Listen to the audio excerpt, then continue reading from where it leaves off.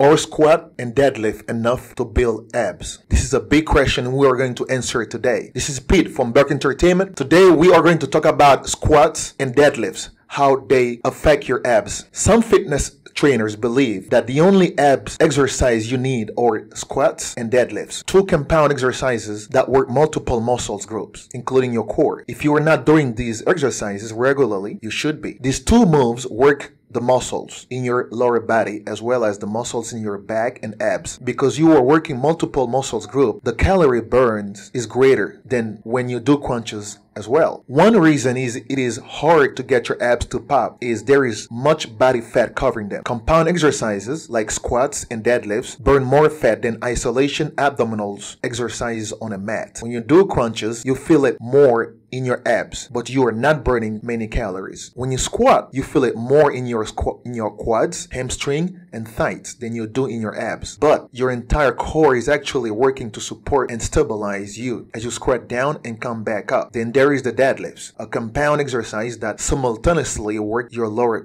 body, core, as well as your upper body. As with squats, most of the muscles in your body are coming into play as either movers or stabilizers. One benefit of squats and deadlifts as opposed to focus abs exercises like crunches is deadlifts and squats work your abs and back muscles. In contrast, crunches primarily work the rectus abdominis and obliques for oblique crunches and do little to strengthen your back muscles. If you focus too much on working your abdominal muscle and ignore the muscle in your back, you can develop muscle imbalances that lead to injury or back pain. With moves like deadlifts and squat, you get balanced core training. Yes, you still need isolation ab exercise in order to get abs really well shown up, but do not count on them alone to give you six packs. A lot of studies show neither squats nor deadlifts strongly activate the rectus abdominis, and that is the muscle you hypertrophy for ab definition. The strength of deadlifts and squat are that they activate the core muscle in a more balanced way than isolation ab exercises. However, to hypertrophy the rectus abdominis, you need ab focus exercise. But crunches alone are not enough. You will get better results by including isometric exercise like planks and plank variation. A common mistake people make when doing ab exercise like crunches is training them differently than other muscle groups. If you are trying to develop leg or arm muscles, you do not grab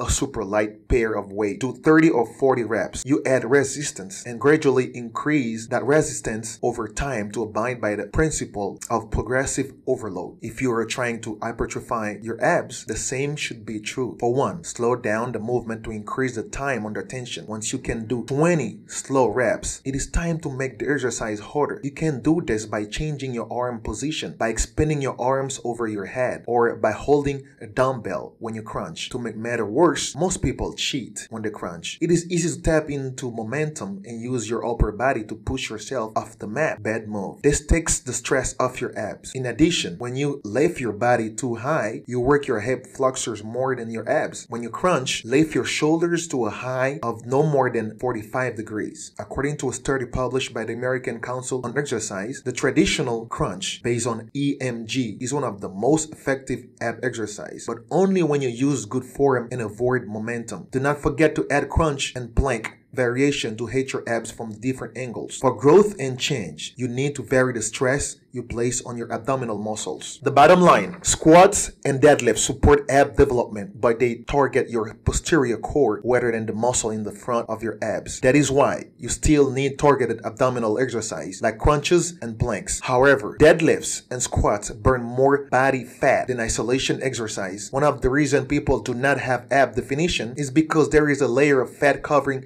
the muscles. Deadlifts and squats will help you shed that fat faster than ab exercise you do on a mat. HIIT training helps as well. The take-home message, well, when working your abs, do not be too crunch happy. Make sure you are doing some crunches along with other ab-focused exercise like planks. Keep deadlifting and squatting though. These exercises are far too important for functional strength and muscle development to ignore. Alright guys, this is it. Thank you very much. Remember to subscribe and you have a great day.